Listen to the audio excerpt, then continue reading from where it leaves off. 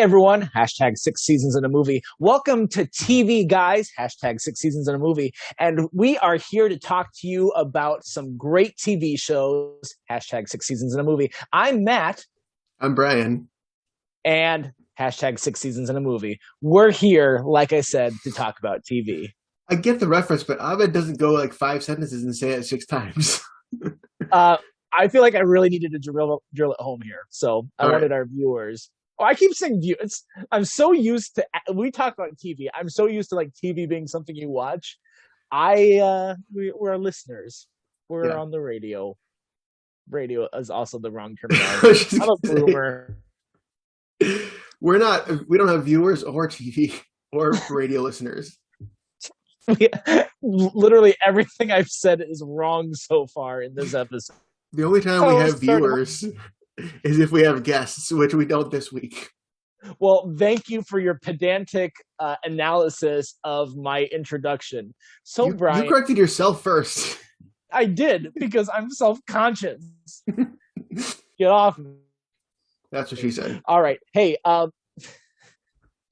so all of us have seen TV shows. Speaking of which, all of us have seen TV shows True. that have gone on for several seasons. Some of them were like, this is great. I don't want this to end. Some of them were like, why am I still watching this? This is like 30 seasons in and I'm still tuned in. And Hmm. other ones were still at that point where like, I hope it doesn't drag on for too long because it's still on TV right now. So I thought, what is the perfect number for seasons of a TV show? When does a show overstay its welcome? When is it not long enough and we need more? So I thought that would be a good topic for us to talk about. Yeah. And I think there's not ever going to be one specific answer. It's not like across the board. Every show should only have 6 seasons because there's so many factors that go into it. Like, writers or cast consistency, or the fact if it's a children's show versus an adult show, or like just there's so much going into it that what's right for one show might be wrong for another show. Yeah, it's rare to find shows that were good the whole way through that made it past like a certain amount. Like Friends. I feel like Friends didn't really have a weak season and it had 10 seasons. It's hard for me to think of any other show that had 10 strong seasons in it. Maybe Simpsons, but they have 20 some more than that, Yeah. and they definitely went downhill after a certain amount. Yeah, a lot of people think that Friends got worse later on, but I disagree. I have all the DVDs, and most of the time, if I'm not doing a full watch through, and if I'm just gonna pick some episodes of Friends to watch, most times I'm gonna reach for season 7.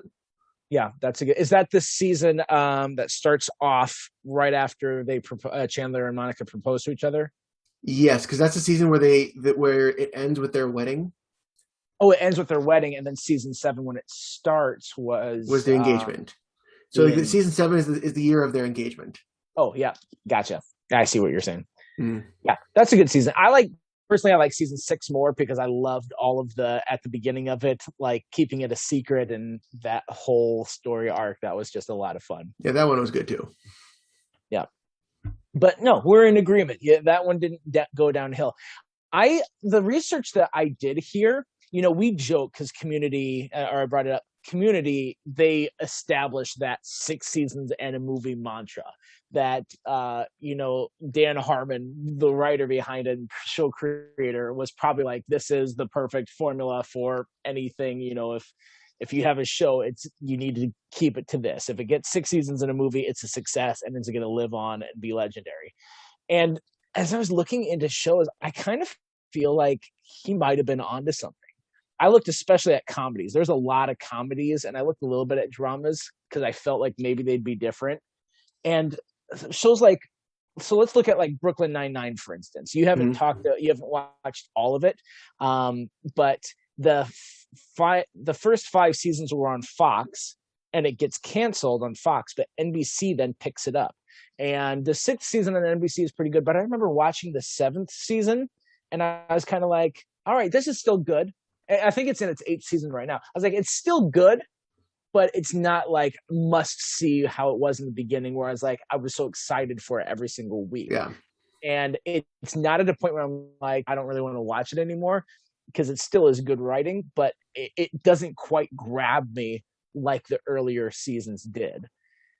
And so that's just like one example. We can talk about The Office. Office we've talked about a lot because in The Office, where it goes downhill is in season 7.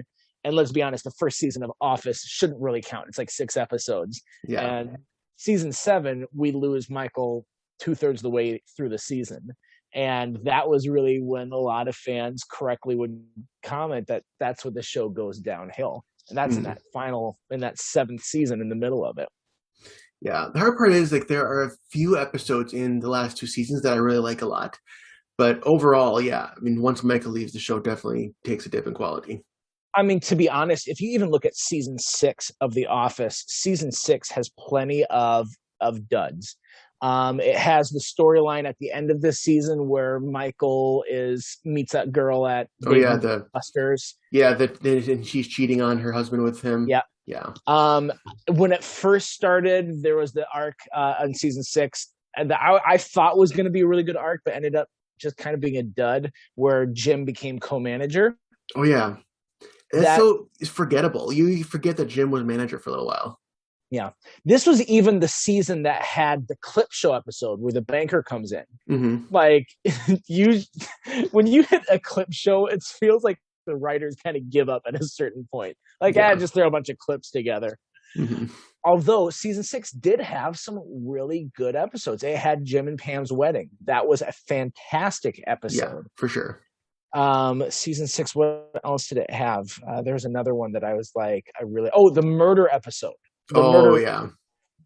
Where he pulls out because like the arc in this season that I did like was I liked the financial trouble that Dunder Mifflin was in, and I thought that like when they got to the Christmas break and like, oh, Dunder Mifflin's sold, but you guys all get to stay along.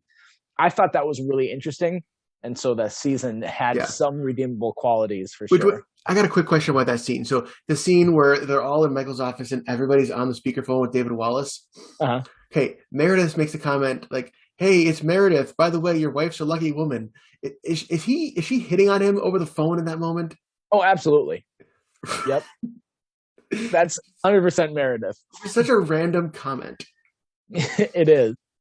So there's other comedies I looked at too. I looked at like Scrubs. So Scrubs season 7 was the last season on NBC. So that made it past that 6-season mark. Yeah. Season 7, like it ended kind of crappy. I've talked about how like Scrubs had a really good finale in season 8 when it went to ABC and they gave them the final season, but then it had 2 really bad ones, with the one in season 7 and the one in the spin-off show. Yeah. So the season 7 was the one where it's like you could tell the ratings were going down, and you could tell there weren't as strong of stories in that season before ABC picked it up, which again gave it new life. And so that 8th season kind of bucks that trend a little bit of the 6 good seasons sort of thing. Mm-hmm. So again, that kind of falls in that same realm.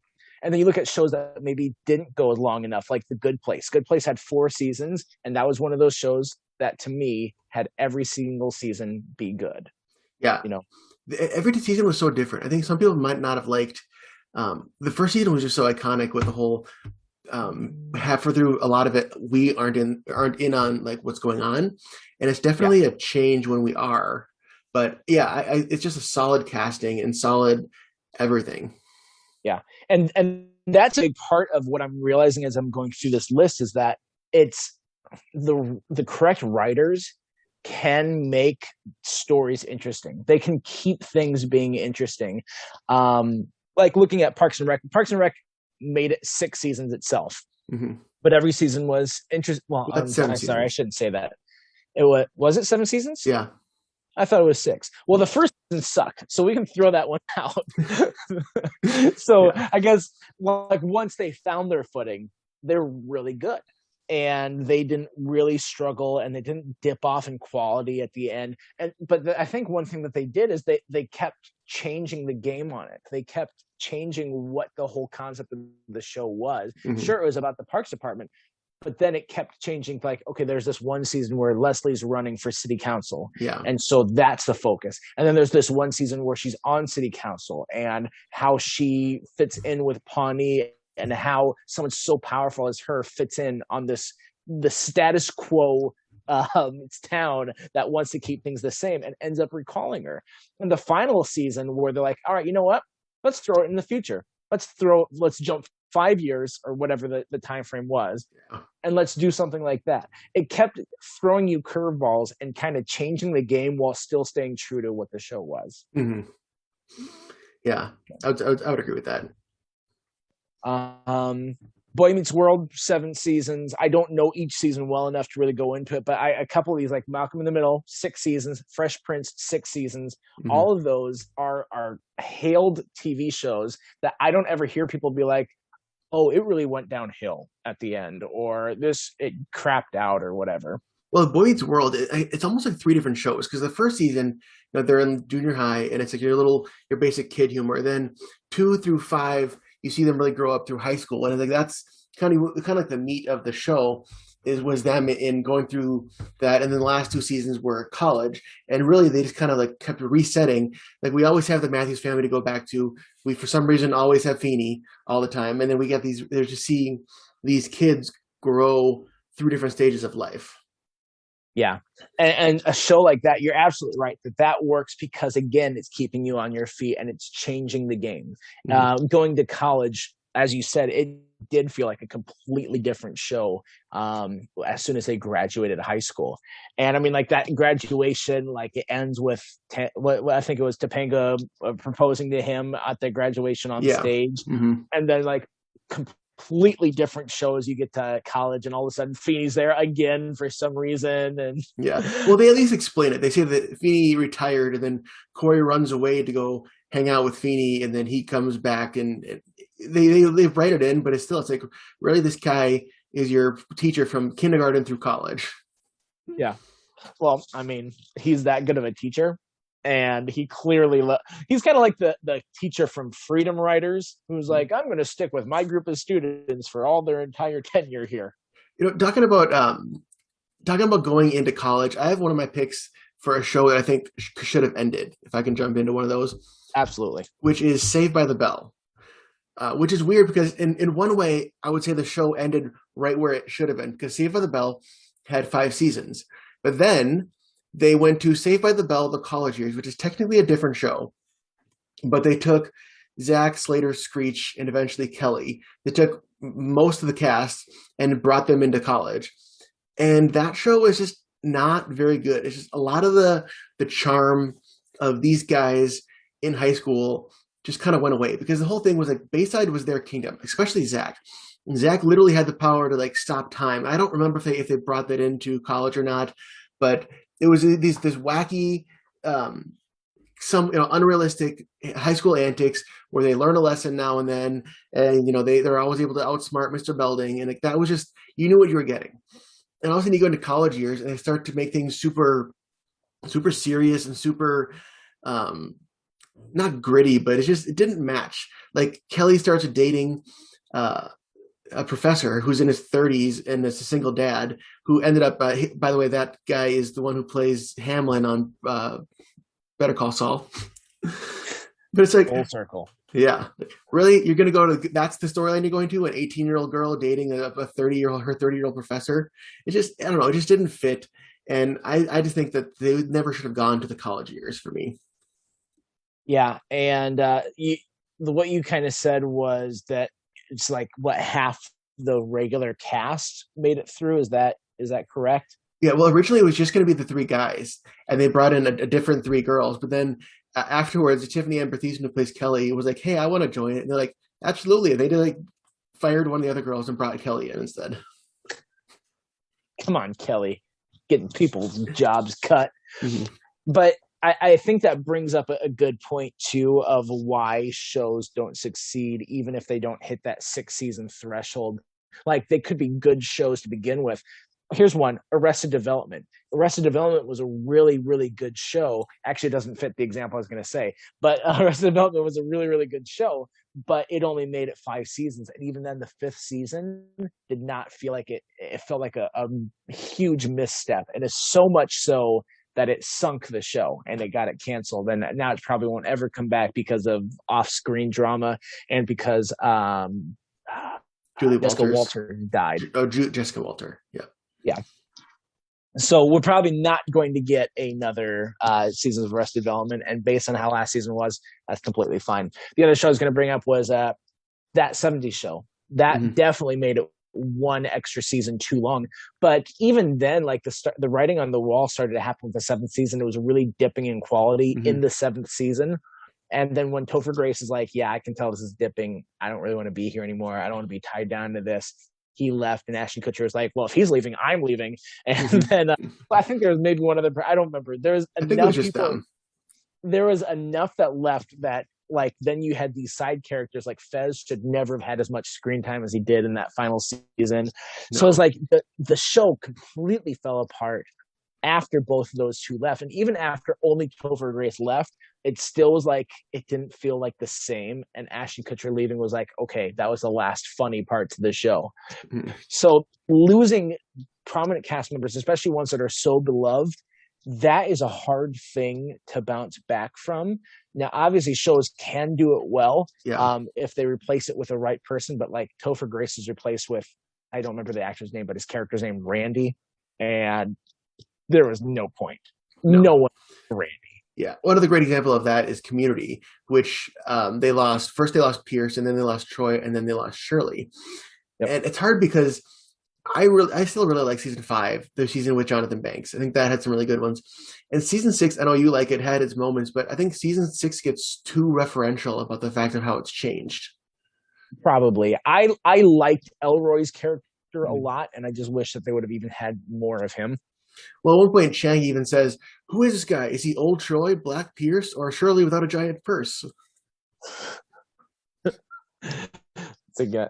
Oh, speaking of, just read today that there still is talks and possibility for a Community movie. That the wheels are turning. There's nothing in writing yet, but there's like, there's enough interest. Hold on a second. Here we can maybe make. Can you repeat the part where you were saying that there's enough interest because you started to lag? Hold on. You're still lagging. It's me. What am I doing? All right, what part did you want? Give me 1 second because you're still lagging.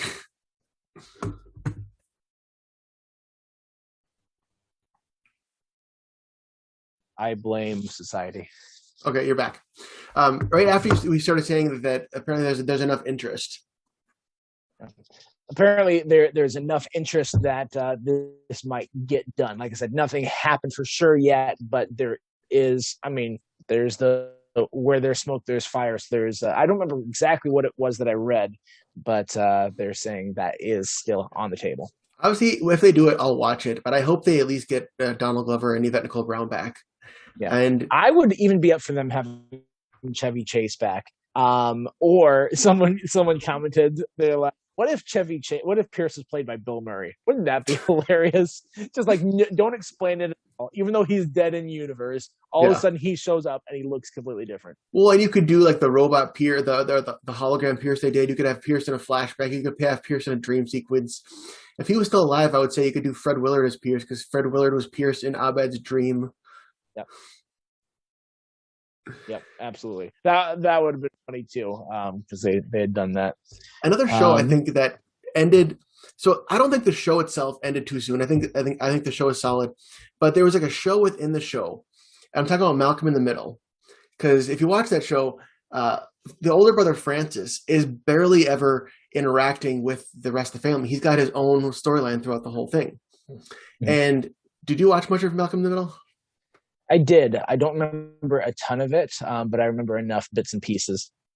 So Francis was the hardest kid. He was the oldest brother who was such a delinquent that his story, they started out in military school, and he was at this place where in Alaska, and then all of a sudden he was working for this guy who had a ranch, and the guy was so incompetent that Francis kind of like was able to grow up and become the mature one and help him kind of run his business, and really saw this change in Francis, where all of a sudden he still had his personality, but he was now the sole responsibility of this place, and he had really grown a lot. And then I forget if it's the last season or the last 2 seasons, I think the actor who played Francis wasn't able to be on the show as much because you notice that towards the end he's not in hardly any episodes. And so because of that, they couldn't really justify having a whole separate set and a whole bunch of supporting cast members just for him.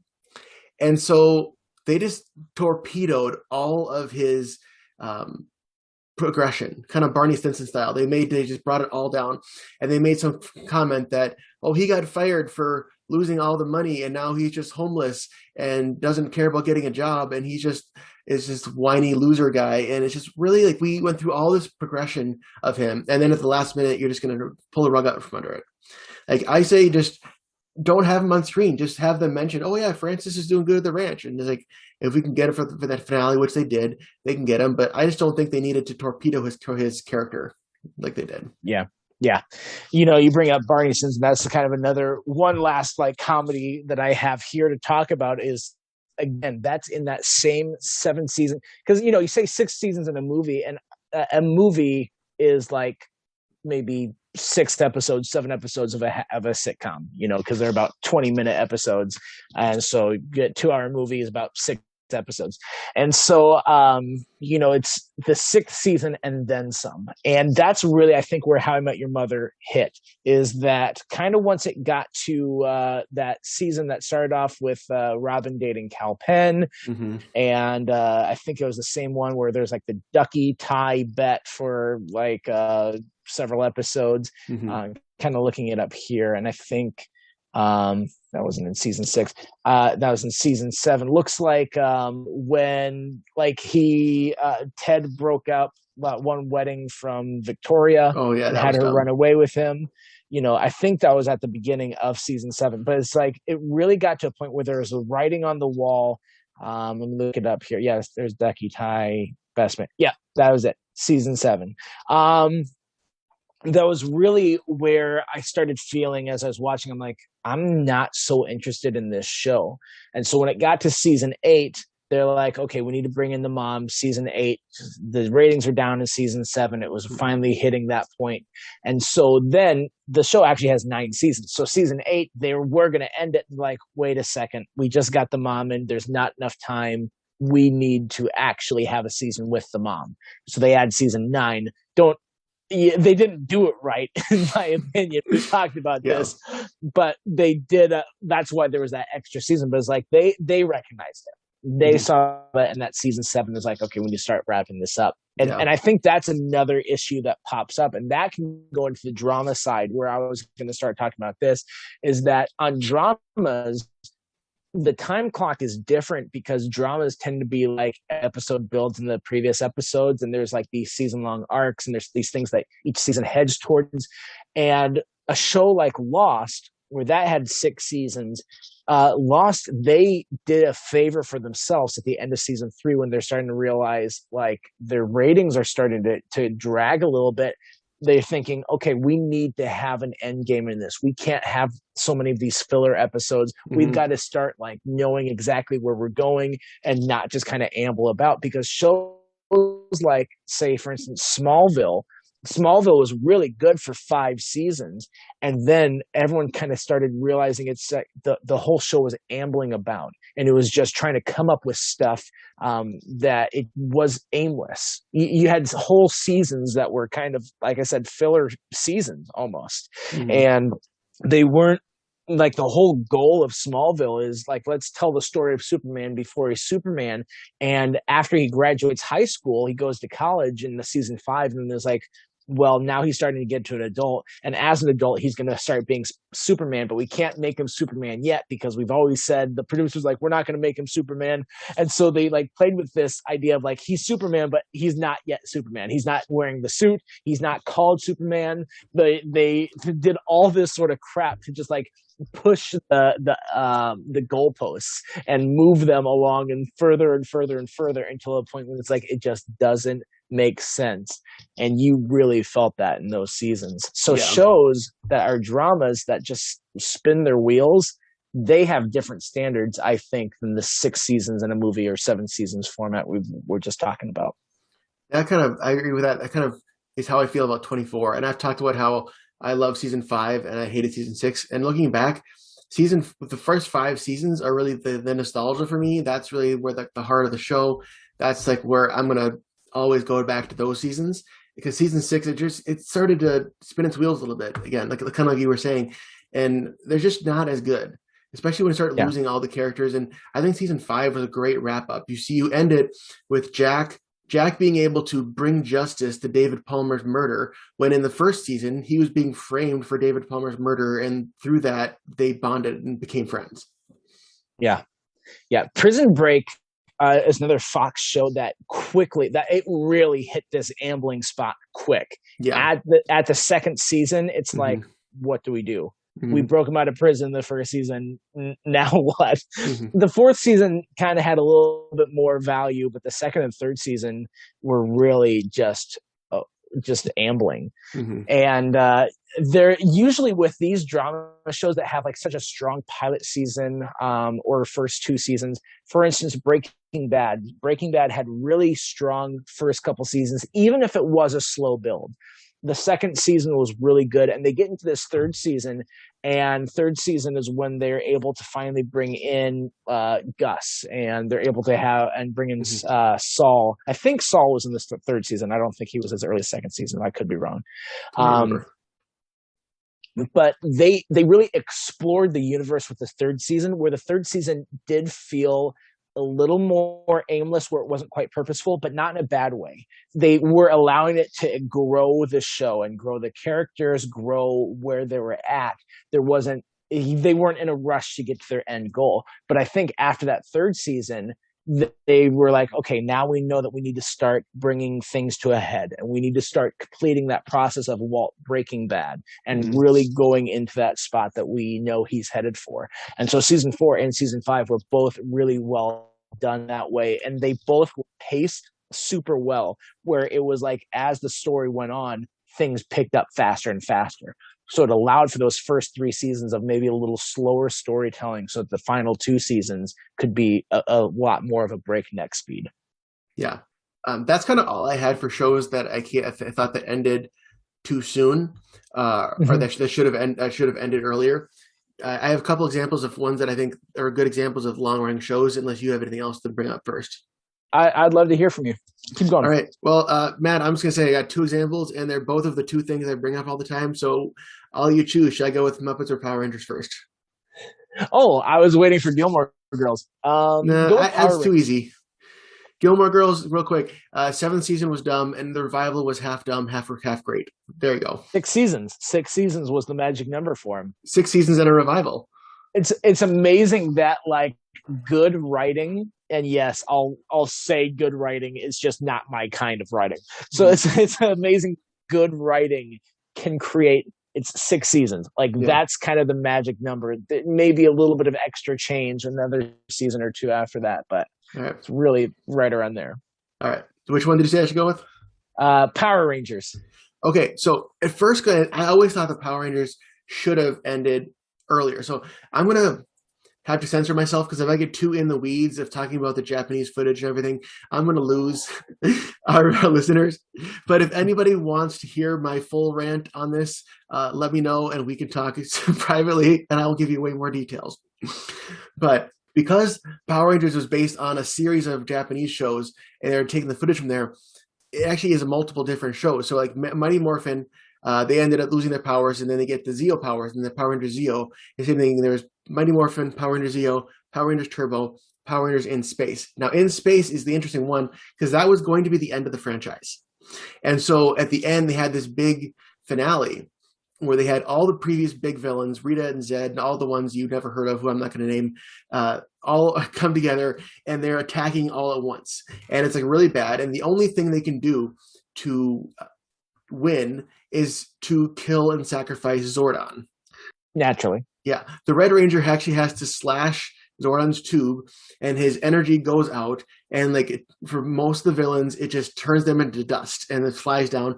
With some of the main ones, like Rita and Lord Zed. Don't you hate when that happens? Like Mondays, right? Yeah. Guy comes in, slashes your red tube, kills all your other villain friends. Yeah. With some of the big ones, like Rita and Zed, some others, it turned them into like regular good humans, which is weird with Lord Zed because, like we said before, he's a skinned man, and all of a sudden it's this regular guy, and like you just see a couple that's Zed and Rita, or just dancing off in the desert full of the sand of their fellow allies. Wow, that's that's dark. Yeah. So I always thought it was dumb that Power Rangers kept going after that. But then I realized like the show is perfect for being creative and taking chances because it's a show for kids.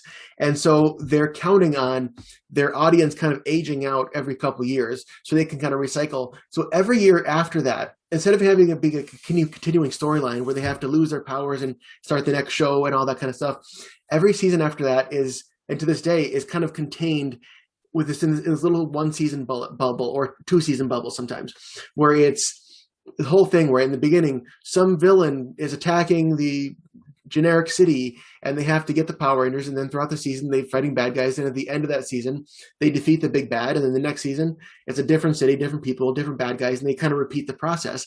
And because of that, you get to kind of have endless do-overs. Like if you have a dud of a season, try the next one.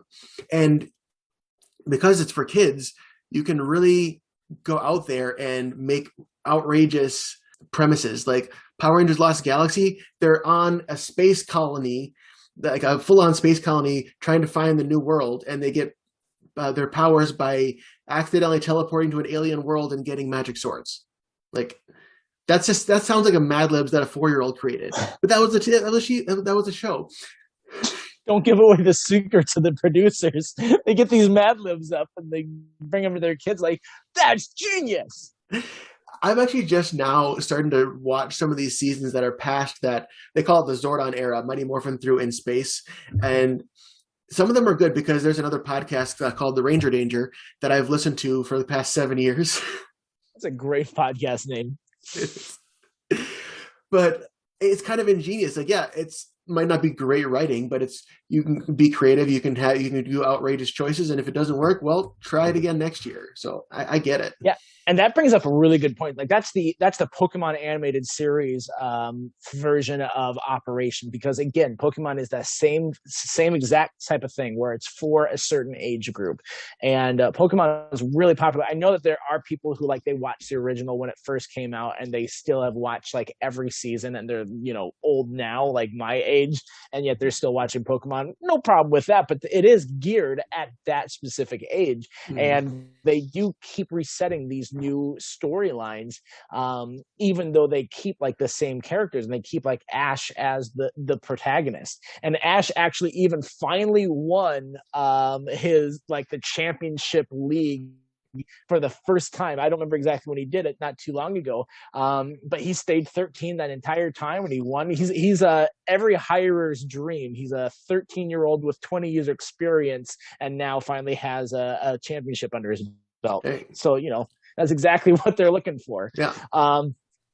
But it's a really interesting idea when you have to work with a kids show to be like, how do we keep this fresh? I think Scooby-Doo did the same thing. They've had so many incarnations of Scooby-Doo throughout the years, but each one is like, we need to gear it for a specific age group, because adults aren't going to just flock to, I want to see Scooby-Doo like they used to. Yeah, I think so too. And Scooby-Doo is one. It was interesting, even though it's like 50 years old, Fred has always been voiced by Frank Welker in every iteration to this day. Not in the movie. Well, voiced, I said. I suppose Freddie Prinze Jr. used his own voice. No, I'm sorry. I'm talking about Scoob. Oh, really? Yep. Zac Efron. Huh. Why do we need Zac Efron? Just in general. I have nothing against Will Forte, and his Shaggy was fine, but it was like Matthew Lillard reinvented Shaggy in such an amazing way and continued to lend his voice to him but I think Matthew Lillard actually like really permanently hurt his voice from playing Shaggy for as much as he did in different media. I believe that. I mean, and obviously Shaggy, you can't get more iconic than the original Casey Kasem. No. But somehow Matthew Lillard nailed it. Yeah. So the other one I said Muppets. It's in that vein, but I'm talking more specifically about Sesame Street, which has been going on since 1969. So 50, going on 53 years. And that one, it kind of similar with Power Rangers. You have the age group is for kids, and so the demographic in some ways kind of cycles through and cycles without, but then you also have parents watching it with their kids, and it's interesting. So if you watch some older Sesame Street, it might look a little different. You know, the topics they talk about might be a little bit different as they go through the 70s and the 80s and the 90s and into today and everything. But that kind of the heart of the show and the craftsmanship and the care they put into it still continues to this day, to the point where it might not surprise anybody that I don't think, well, I know there are no original performers that were there in 1969 who are still performing on Sesame Street today, but they have that sense of history and reverence for what came before them. For instance, so Matt Vogel is the performer who's taken over a bunch of characters. He's taken over Kermit the Frog and the Count, and most notably Big Bird. He didn't just all of a sudden one day show up and be Big Bird. He studied and was like an apprentice with Carol Spinney, who was the original Big Bird, for over a decade, because they realized that Carol Spinney was getting a little bit older. So it started with he would double in the suit sometimes, and then they would slowly, gradually have him do the voice here and there. But like he had to wait, because Carol Spinney basically did Big Bird until his body gave out and said, "Nope, you're done." And then he died like the year after that he retired. And so Matt Vogel, he has all that experience working with the original Big Bird to really get that reverence for the character. And I think it shows, if you watch newer stuff, that it's not an exact like sound alike, and it's a different performance, but you can definitely see like the kind of like the reverence and the spirit of the original there. Nice. Good. I love hearing that. Like the iconic characters from our childhood and that have been around forever, when you hand them off and you're able to do that, that's exactly, to me, how you should do it, is to be able to work closely with that original, the person who cared so much and crafted it. And yeah, I don't know as much about this as you do, with like different history of, say, for instance, Kermit. You know, I think we've had 3 Kermits. Is that right? Yeah. So obviously it was Jim Henson who performed until he died. Then it was Steve Whitmire, who was a core performer, worked with Jim Henson for a long time. It was a Muppet performer. And he performed Kermit until 2016, when he was fired by Disney. Not a great split there. There's back and forth on everybody's side. And then the Matt Vogel, the same guy who does Big Bird, is now Kermit. So now we're on our 3rd Kermit. We did it, guys. 3rd Kermit. You know, it's funny with these shows too. Like, you can talk about like kids shows because that's a really smart thing, but then you go into things like for instance, game shows. We talked about game shows last week, and game shows, I feel like, are just a completely different animal. It's like why Tetris still can sell games is because it's kind of like this turn your brain off sort of thing. It's this comfort that you've become so accustomed to. And shows like Wheel of Fortune or Jeopardy that are still making new shows, even with the sad passing of Alex Trebek, that they're looking for, how do we move Jeopardy on and get a new host but still continue its legacy. You know, those shows, I don't know if they'll ever go away. I don't know if they'll ever outlive their welcome. I think part of the reason with that is that, for the most part, there's really no narrative to worry about with that show. I mean, if you're in like a waiting room somewhere, you see Wheel of Fortune, you can watch one puzzle and then get called, you're done. Like, it doesn't matter if you see all the different puzzles. Like, you don't have to compulsively watch through 50 years to watch every single Wheel of Fortune episode. And you can kind of just turn on these shows, watch it for a little bit, and then go on with your life. Why can't the same be said of a show like Survivor? Survivor is the same idea in terms of it's a self-contained season. Every single one self-contained. You don't need to know anything about previous seasons, except for every now and then they'll bring back other players and stuff like that. But even then, that's not a necessary part of your viewing experience. So why, for me, did I stop watching Survivor 7 seasons in, 8 seasons in? Why did I get tired of it and it's nothing new? What do you think? Why does that the exception to something like that? I think it could be why you watch Survivor. Like, for me, I still love Survivor. I still love the strategy of it. And I think it all depends on the cast. If there's a really good dynamic cast, it's going to be a good season. I don't like give a crap about all the different themes they're giving the Survivor now. Everything's got to have a theme. It's got to be like Survivor, David versus Goliath, or Survivor, Brains, Brawn, Beauty. And I think no matter how you split up the characters, no matter how you label the cast, if it's a good, dynamic, interesting cast, it's going to be a good season no matter what. Which is why, like, even now there are some seasons that are really great. Some seasons I'll probably never watch again because like that cast was a dud. And kind of what I think about Power Rangers, if you have a dud of a cast, hopefully the next one's better. Yeah. There was one season that had a couple like notable celebrities on it. They had Mayor of Slamtown John Hennigan, and they had actor director Mike White from School of Rock was on it. That'd be interesting. Yeah. How about those shows that like they do like celebrities, like Celebrity Apprentice, or like that original? I don't know if it's the original, but there's like Help, I'm a Celebrity, Get Me Out of Here, or something like that. I prefer not. I prefer just having it be like, this is this show, and like celebrities can do their own thing. It is fun to see. Like I liked Celebrity Apprentice a lot. Every single season was unique to me because it was the same sort of thing with cast where it's like, I like these people. I like to see, even though like half of them are not, they're celebrities, but you don't really know who the heck they are. Yeah. And so it would always be to see like, oh, how are they going to put this together? Or who do they know that they can invite to these events? Or what is, how do they interact? And what do they look like behind the scenes? I loved that side of it. So for me, Celebrity Apprentice was really good. And Arnold Schwarzenegger was a very different host than Trump was. Yeah. And so it was hard to recreate what Trump did as a Celebrity Apprentice host. It was a very unique, because it's funny, you're watching Arnold and like he's so inspirational, like he's used to that. So every single thing like he would say in this boardroom would be like this pep talk. And I'm like, they don't need a pep talk. I want to see drama. So I'd be like, you can do it. When I came to this country, I only had like $10 in my pocket, and then I became a model. And that's so awesome. I'm like, all right, Arnold, that's great. That doesn't apply to the situation here.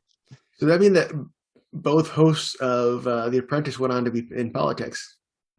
They did. The movie Predator had what, 3 future governors? 2 governors. Wasn't it just Jesse Ventura? No, it did have 2. I'm sorry, it was, yeah. Jesse Ventura and Arnold.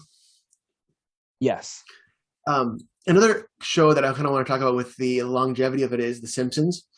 And I heard about a little bit of a controversy earlier with The Simpsons that they were going to be doing a flashback episode to Homer as a teenager in the 90s, which obviously contradicts the fact that in the 90s they did a flashback to Homer as a teenager in the 70s. But I think with that kind of show, I mean, Bart's been 10 for over 30 years. Just let it go. Yeah. Like how many Christmas episodes have they had versus like what age they were? Did they do all of this stuff that happened in these Christmas episodes? Did they do all of that on the course of one Christmas? What didn't they kind of also kind of like with that 70s show? Didn't they box themselves into a corner and say the first season started in like 1976 or something like that, and then they went 9 years and then went into the 80s? I don't know if they ever did that, like specifically said this was it. I think they did do like timeline stuff where it's like, let's do a flashback, and this flashback is actually 1977, whatever. Yeah. Like they would highlight what the year was. Mm-hmm. So they did probably do that, I think. I think anytime you're doing time display shows, it's you either have to not care or you have to take like meticulous notes and be like, this is this year, this character was born in this year, and like do all of that. Or we're watching a multiverse. Which I was watching behind the scenes thing on Lost, and apparently there was a crew person who they were like the gun wrangler. They kept detailed notes and like, okay, there were these guns in the hatch, and then the others took these guns and they gave them these people. So they were tracking where all the guns were on the island. Oh my gosh, that would be like the script doctors, so to speak. I think that's what they are. But the ones who like watch all this sort of stuff, like when they're watching these shots and be like, okay, before every single shot, I need to go back in and I need to adjust the clock on the wall to bring it back to 10:34 because it was 10:34 at the beginning of the scene, and we're reshooting the scene again for like all the stuff that they have to pay attention to. Yeah. Holy cow, they deserve a lot Yeah. of money. That's Well, crazy job. and with How I Met Your Mother, especially because How I Met Your Mother did so many callbacks, and like now you see a scene from 2 years ago from a different perspective. They kept everybody's wardrobe, and they kept it meticulously labeled. Like Ted wore this shirt in season 3, episode 7, scene 4. So if they ever had to go back or something, they can just grab that. Here's your exact outfit, and keep that straight. I couldn't do it. That is not the way my brain works. But Yeah. there are people, thankfully, that can. So. Yeah. All right. Well, So that's all that I've got. Me too. Anything else from you? No. Perfect. Well, I don't know if we arrived at a conclusion of the age-old question, how long is too long? But we got to talk about some great shows. And you can let us know, do you think the 6 seasons of a movie is a good time frame, or do you think they should be shorter, longer? What do you guys think? Yeah. Let's jump into last week's trivia. We're going to answer the right question this time. We're gonna do it right this time instead of having to do it wrong.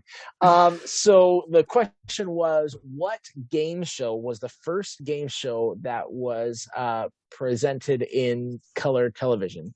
That was a bad way to phrase that, but you know what I mean.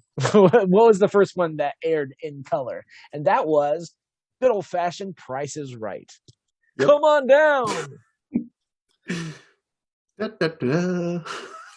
What trivia question do we have this week, Brian? We have, so one of the characters I mentioned was Francis from Malcolm in the Middle, played by the actor Christopher Kennedy Masterson. So Chris Masterson has 2 famous brothers who have both been on shows that we have mentioned on this podcast. One in this episode, one not in this episode, but the question is, who are the 3 Masterson brothers and where can you find them? One is Chris from Malcolm in the Middle. Now that you said that, I know one of them, and I'm like, how did I not? They look very similar. Yeah. They do look like brothers. Do you don't know who the other one is? I don't know who the other one is off the top of my head, but you might say it. I'm like, oh, yeah. We won't do it on this episode because we want you to guess and let us know, or look it up online because that's probably what you guys do anyway. Yep. So or maybe you don't, because most people don't even answer our trivia questions. Maybe you don't care. That's fine. You don't have to care. We care. And that's what we're here for. Pretty much. Monsters, Inc. We scare because we care. Hey, did you watch the new Monsters, Inc. show, Monsters at Work? I did not. I'm still behind on Loki. It's okay. It's definitely more geared towards kids, even though, of course, Monsters, Inc. and Monsters University was as well. But this one feels a little bit more kiddie than Monsters, Inc. and Monsters University did. So. Nice. Well, no next problem. Week on show we're doing something repeating for the 3rd time.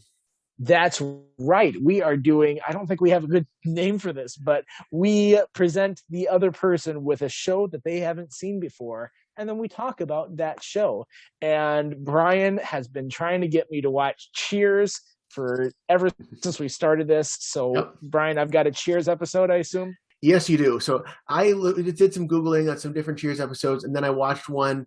I'm like, you know what? This is a good one. It's called Bar Wars, and I just think it's a good episode. It kind of shows the fun nature of it, kind of shows the goofy sidekick of it, and also you get to see what the heck was Kelsey Grammer doing with his hair in the 80s. It's ridiculous.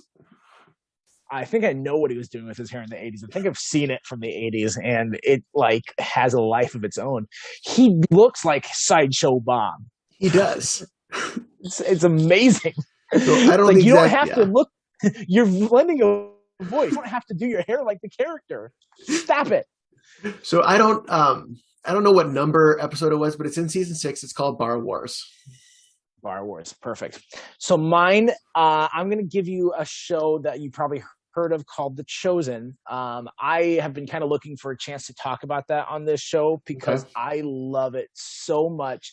I'm the type, so The Chosen is about the life of Jesus and it follows him, but it extrapolates a little bit more than what we see in the Bible. It stays with Bible stories, but it gives it even more depth. And so it does take a little bit of liberty, but it's in line with what the Bible says. So doesn't seem heretical so far at any point. But it's like the best writing for any Christian movie show I've ever seen. It's really, really good. So the episode I'll give you this is one of those shows that it kind of relies on every episode that came before and kind of tells these overall arcs. But season 1, episode 3 has a spot that it's a little bit more like a filler episode, and it is done so well. It's called Jesus Loves the Little Children. So watch that episode. You don't need any other context before that. So, you heard it here, folks. Matt says we don't need to read the Bible at all. that's what I said. Just watch the show. They quote the Bible. It's fine. It's like the same thing, right? So watch that one. Oh my gosh, it's such a good show. I'm excited to talk about it. Season 2 just finished. The last episode they were doing in season 2. They'd like when they would get an episode done and edited, then they'd be like, "Hey guys, now you can watch it," and then they put it out instead of like putting it out all at once or even in a schedule. They're like, "As soon as we get it, we're sending it out to you." So sounds good. All right. I also forgot to mention, it's interesting if you haven't seen Cheers, then like, so this is in the area where Woody Harrelson is on the show. And today Woody Harrelson, everything he plays, he's like super like jaded and sarcastic. Whereas in this show, he's like the young and he's like the young, naive, dumb one. It's like a different dynamic of him. Wow. Yeah, that'll be interesting. I like Woody Harrelson. Mhm. He's at this point in his career, he's got his like mannerisms down of like knowing this is exactly how you deliver dry humor, dialogue, sarcastic, wit, that sort of stuff. Yeah. So, all right. Well, that was it. We did it. Excuse me. I was swallowing a burp, so I wouldn't burp right in the microphone. You're welcome. You're welcome. You don't have to come here to hear burps. That's fine. See, I could have cut that out, but now that you're explaining it, I'm probably going to leave that in. Of course you will. I cannot count on for sure you editing or not, because of course you're going to edit yourself to make yourself look good, but you are under no compulsion to edit me to make me look good. You might even edit to make it look like I'm even dumber than I am. I would if I had the time. If I could devote that much. Gabe, you're too fat. No one's going to like you. You're too fat. All right. Well, until next time, I'm Matt. I'm Brian. I'm reminding you to stay tuned and keep watching.